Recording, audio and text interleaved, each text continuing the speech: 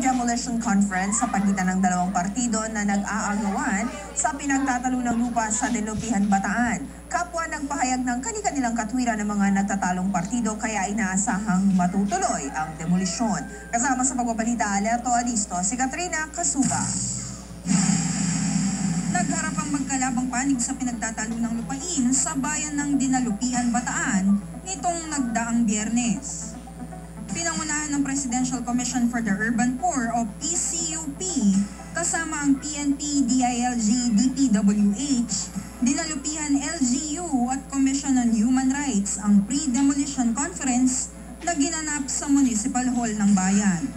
Pero matapos ang halos 2 oras na pag-uusap ay walang napagkasunduan ang magkabilang panig. Iginiit ng kampo ng mga David na siyang umaari sa lupain na dapat ipatupad ang writ of demolition.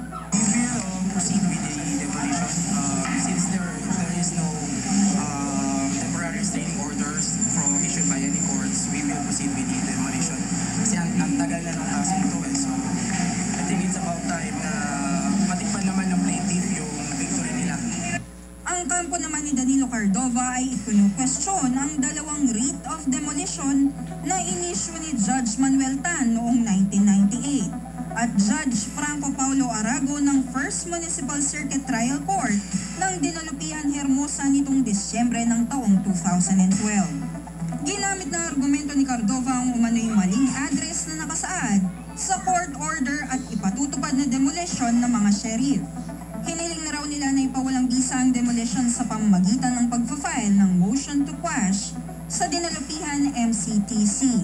Kita po sa mga records na na-inisyu po ng presiding Judge Manuel M. Tan na ang writ of demolition nila na naging final executory is Lot 774 located at Barangay General Luna, Dinalupihan, Bataan na malayo po rito.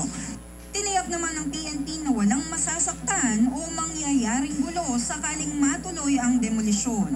Definitely will be there to maintain peace and order.